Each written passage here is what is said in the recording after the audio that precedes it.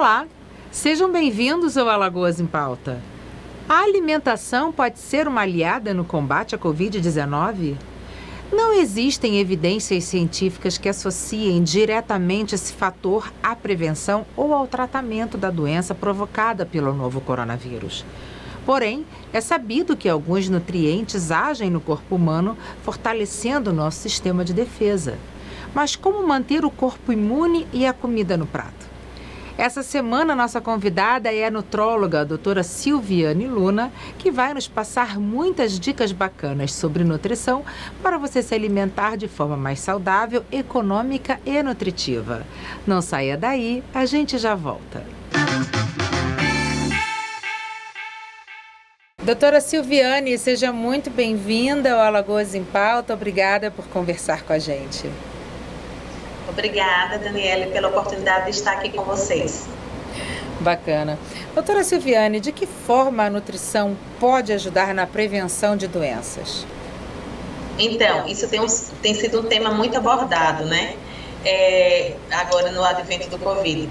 Na verdade, a nutrição, uma boa nutrição é a base para uma boa imunidade, né? Então, quando a gente pensa em imunidade, a gente pensa em uma nutrição boa, equilibrada, balanceada, com níveis bons de proteína, de vitaminas, de minerais, tudo que uma boa alimentação já pode fornecer. Então, basicamente, a nutrição é a base dessa imunidade e, obviamente, que junto com todos os outros mecanismos do corpo, né? Mas a nutrição tem um papel super importante na imunidade. A imunidade varia de pessoa para pessoa? Sim, a imunidade varia por N fatores, por N condições. Então, se o paciente tem alguma doença imunológica, se o paciente tem alguma doença crônica, se o paciente está diante de alguma infecção aguda. Então, esses fatores, eles já por si só, já mexem na imunidade e os pacientes, as pessoas também têm a sua reserva funcional, que é diferente de pessoa para pessoa.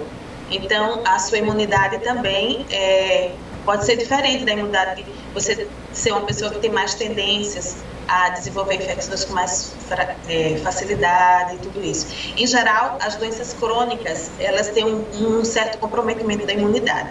Então, assim, falando em doença crônica populacional de grande importância, a gente sabe que o diabetes mellitus, que é uma doença de base inflamatória, ela tem um envolvimento da imunidade também, embora as pessoas nem sempre pensem nisso. A obesidade também tem um envolvimento da imunidade, e assim como outras doenças autoimunes. Agora, no nosso século, a gente tem o advento de muitas doenças autoimunes. Então, essas doenças, elas também comprometem a imunidade.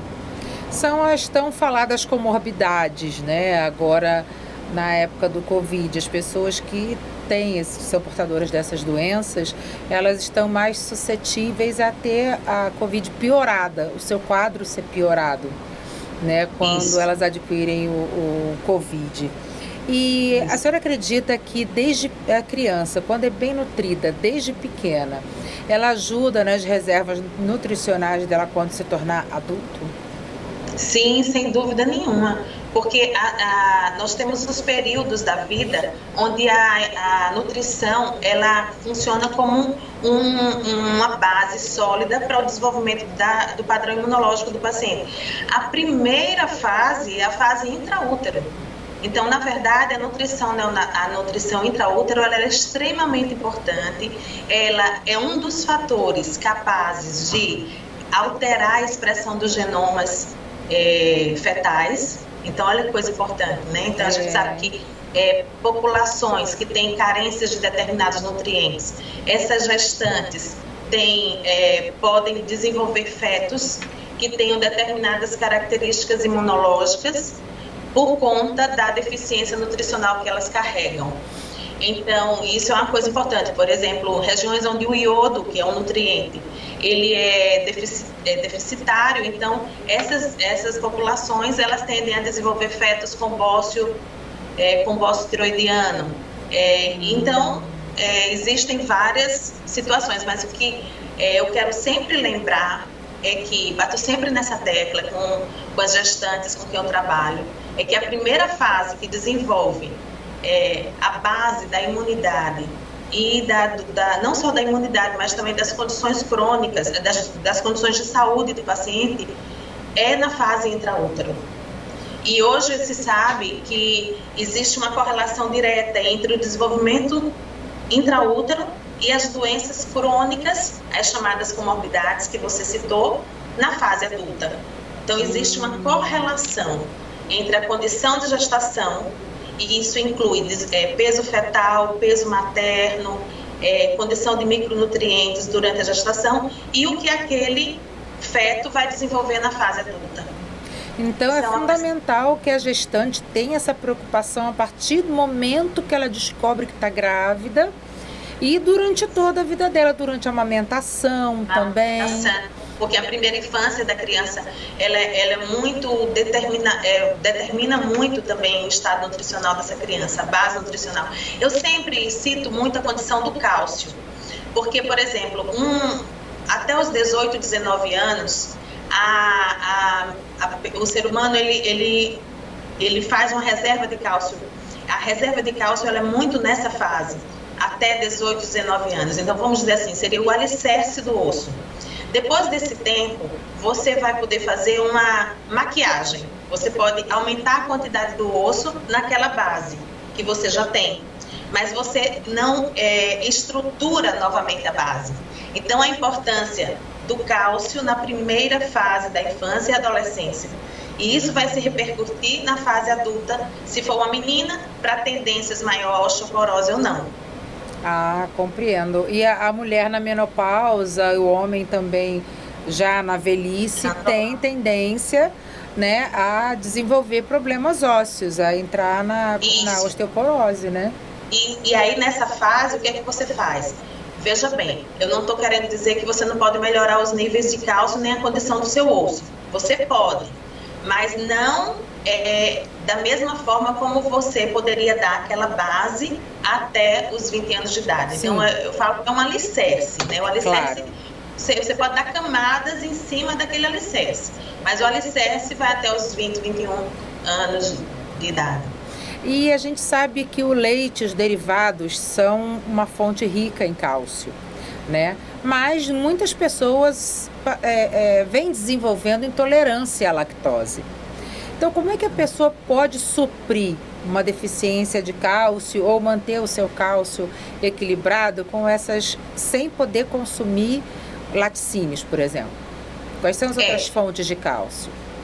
Duas coisas importantes para ser levantada aí. Primeiro que uma fonte importante de cálcio é o cálcio de origem animal, né? A fonte de absorção. Por exemplo, um indivíduo que mora aqui na região ocidental, no ocidente, esse indivíduo ele tem uma capacidade de absorção muito boa de cálcio animal. Ele já tem uma capacidade absortiva menor do cálcio vegetal, mas ele absorve também. Agora, um indivíduo que nasceu na Índia, nasceu no Japão, na China, onde eles já não têm o hábito de usar o cálcio de origem animal, esse indivíduo, essas populações, ao longo das décadas, ao longo dos anos, do tempo, dos séculos, foi desenvolvendo a capacidade de absorver mais o cálcio vegetal. Mas isso não acontece com a nossa população. Então, isso é muito importante ser dito, porque quando você retira o cálcio, você precisa encontrar uma outra fonte que você vai nutrir o seu organismo daquele micronutriente que você tirou quando você retirou o leite. Mas a gente tem outras coisas. A gente tem a carne. A carne vermelha é uma grande fonte de cálcio. Não só a carne vermelha, como o frango, o peixe também são fontes importantes. Uma outra coisa que também eu falo é que muitas vezes você tem intolerância à lactose, mas você não consegue tomar o leite. Mas você conseguiria tomar o iogurte ou o queijo, porque a molécula do leite é uma molécula grande. Então, o paciente intolerante, muitas vezes, ele não consegue digerir aquela molécula grande, mas ele consegue digerir uma molécula mais fracionada, que é a que está no iogurte, é a que está no queijo. Então, vale a pena a pessoa que tem uma intolerância à lactose, que também tem que ver os graus de intolerância, claro, obviamente, né? Então, intolerância leve ela tentar usar alguma forma de queijo ou de iogurte, porque ela consegue suprir e também estimular essa mucosa para não ficar tão sem capacidade de absorção. Doutora Silviane, a medicina nesse meio tempo já conseguiu saber se as pessoas mais bem nutridas tendem a apresentar sintomas mais leves da Covid-19 e a se recuperarem mais rapidamente ou ainda não?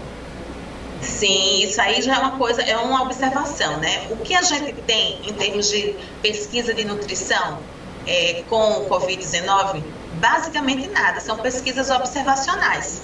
Então, por exemplo, uma pesquisa que se falou muito, foi muito comentado, foi a questão da vitamina D. Sendo que, o que foi observado na vitamina D? Lá na Itália, em Turim, fez um estudo observacional, onde as pessoas que tinham uma gravidade maior nas UTIs, essas pessoas apresentavam níveis mais baixos de vitamina D. Então, aí se criou uma hipótese de que a vitamina D, ela realmente pode estar voltada com a questão imunológica para o Covid. Mas não só para o Covid, a gente sabe que a vitamina D, se ela está diminuída, a falta dela digamos assim, um fator que pode dificultar e piorar o prognóstico de diversas infecções, né? Porque o estado nutricional do indivíduo vai estar comprometido, porque a vitamina D faz parte do estado nutricional do indivíduo. Agora, se você tem um estado nutricional bom e você desenvolve Covid, obviamente você vai ter uma capacidade de resposta muito maior, muito melhor. Porque o que acontece no Covid, o que é que a gente vê em termos nutricionais?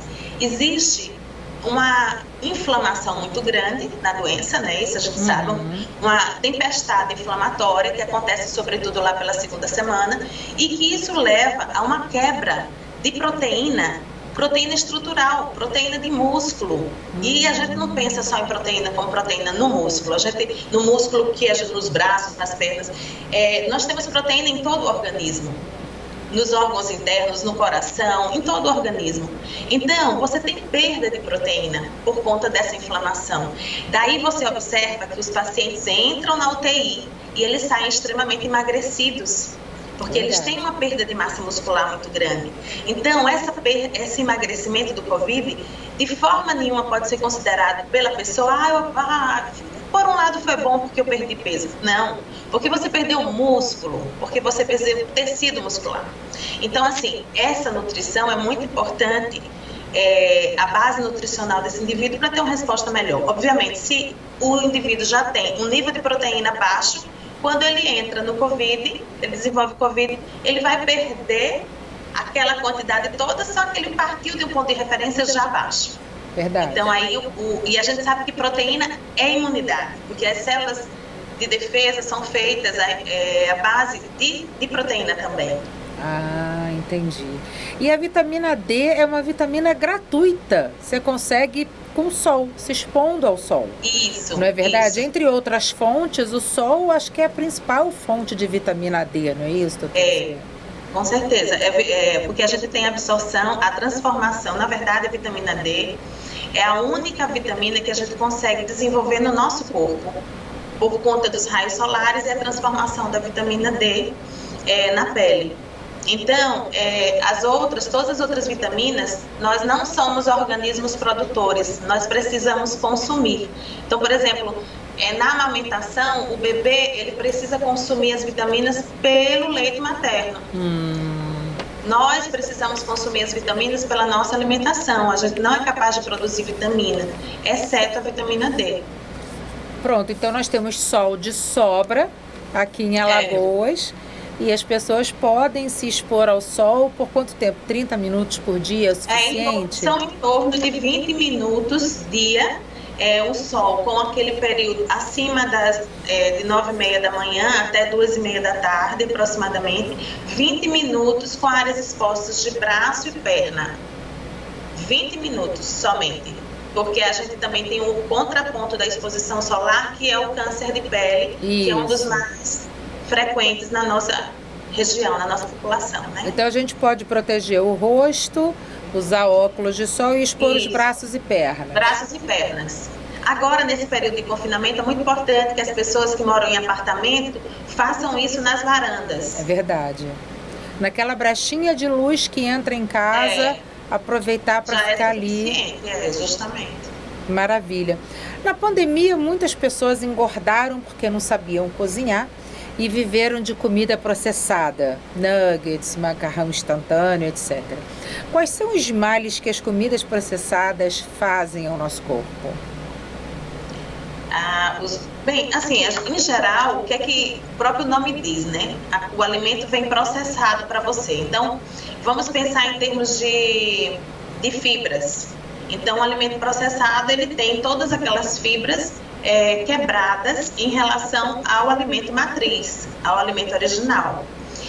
Fora isso, ele tem todo o efeito da indústria, né? Que ele recebe, então, conservantes, né? Os corantes, os conservantes, a adição. Lembrar que na nossa alimentação, o principal, na indústria, o principal conservante é o cloreto de sódio. Então, quando você usa o alimento industrializado, você já tem uma carga maior também de cloreto de sódio. Que é o sal. Que é o sal, que a gente tem uma população, aí já tem a população hipertensa, né? Então, assim, você em geral tem uma quantidade grande de gordura trans, você tem uma quantidade grande de substâncias que eles colocam para dar sabor, que a indústria utiliza para dar sabor. Então, que muitos deles são à base de açúcares. Então, isso aí tudo vai comprometendo a qualidade da alimentação saudável, né? Então, de qualquer forma, o que é que eu falo para essas pessoas? Primeiro de tudo, que esse momento do Covid, ele veio para dar uma mexida na vida da gente, né? Rever importâncias, rever prioridades, e a alimentação é uma delas. Então, reveja, né, a sua relação com a cozinha. A gente tem tantas coisas boas na internet, né, que são pessoas que se disponibilizam para ensinar a fazer os alimentos do beabá. Eu acho isso tão generoso, né? Quando essas pessoas vão para a internet, para o YouTube, e vão ensinar a fazer um arroz, vão ensinar a fazer um feijão. Isso é generosidade também. Claro, né? Então, claro. Aproveitar todas essas coisas e rever a forma que você tem de conduzir a sua alimentação. Que alimentos são fundamentais para uma nutrição completa e equilibrada? O que a gente precisa comer para se manter bem nutrido? Veja bem, a gente tem na base de uma boa alimentação, a gente tem proteínas, a gente precisa ter os grandes grupos alimentares, né?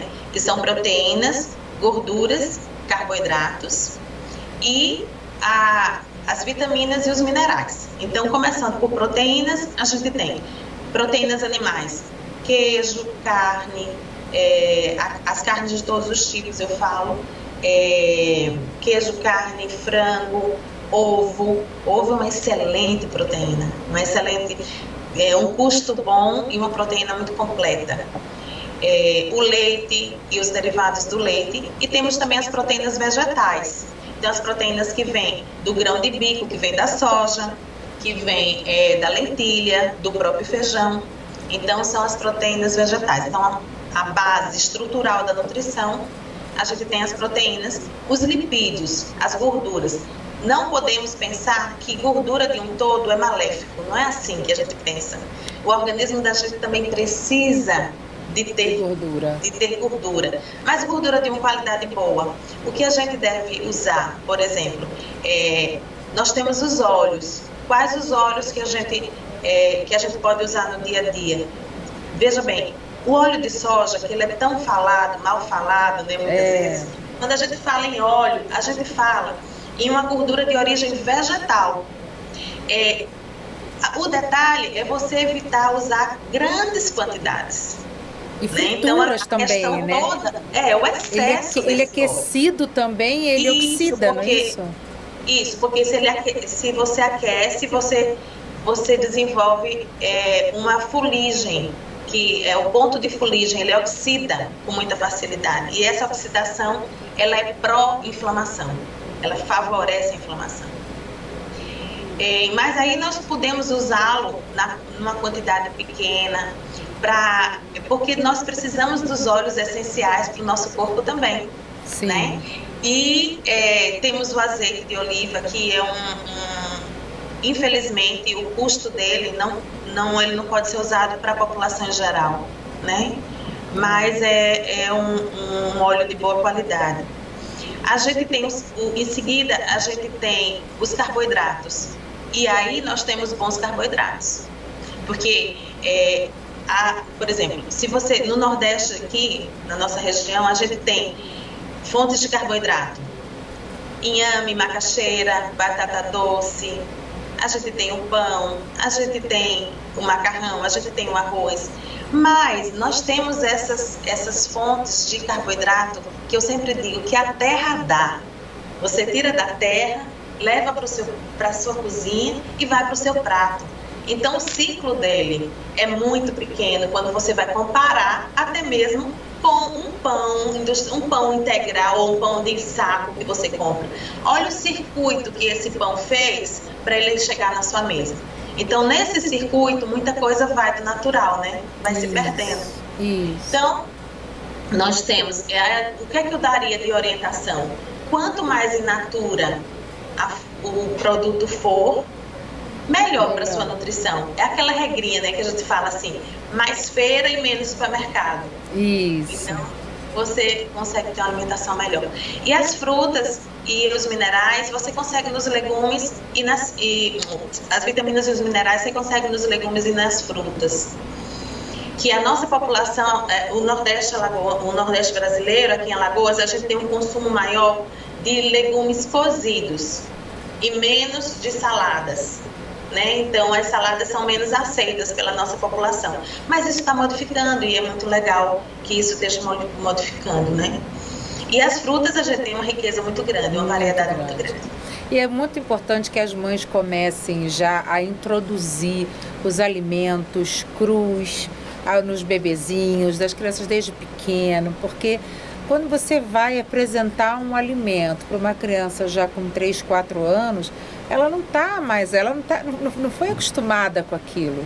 Então é muito importante que desde pequena a mãe ofereça opções saudáveis, evite o refrigerante, as balas, os açúcares e dê sempre mais frutas, legumes para as crianças comerem. É muito importante isso, né, doutora? Isso é verdade. Hoje a gente está muito focado na nutrição infantil e aí já se orienta, já se aboliu o açúcar e o sal da nutrição infantil.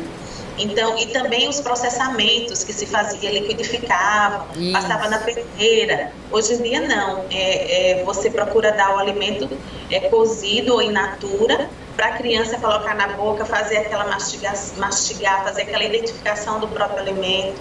Comer, sabe? Com a mãozinha, se sujar mesmo.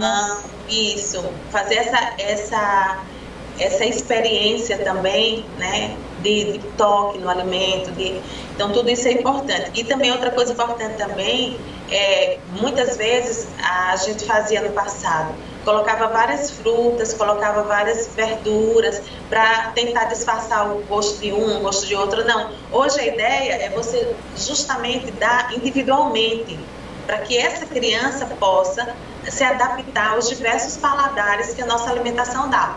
Né? Então, ao azedo, ao cítrico. Então, e se ela não aceitou, você oferece várias vezes, porque é o tempo que vai adaptando as papilas gustativas. Muito interessante, doutora Silviane, isso é uma conversa gostosa, longa, que a gente poderia ficar aqui o dia inteiro falando. É verdade. Né? Mas eu acho que a senhora já traçou um panorama bem amplo para a gente entender que as doenças estão aí e o nosso papel é tentar se alimentar da melhor maneira possível, né? E a população de baixa renda também procurar o que a natureza oferece, né? Isso é muito importante porque é mais barato e é mais saudável. Então, como a senhora falou, mais feira, menos supermercado. Muito obrigada. Foi um prazer conversar com a senhora e até a próxima entrevista. O prazer foi todo meu. Fiquem com Deus, protejam-se e até a próxima. No programa de hoje, conversamos com a nutróloga, a doutora Silviane Luna, que nos passou várias dicas sobre alimentação saudável, nos ajudando a manter o corpo forte para combater as doenças. Se você perdeu esse e outros programas da TV Cidadã, é só acessar o nosso canal no YouTube e ativar as notificações. Assim, você vai ficar por dentro de tudo o que acontece de mais importante no Brasil e em Alagoas. Semana que vem a gente volta. Até lá!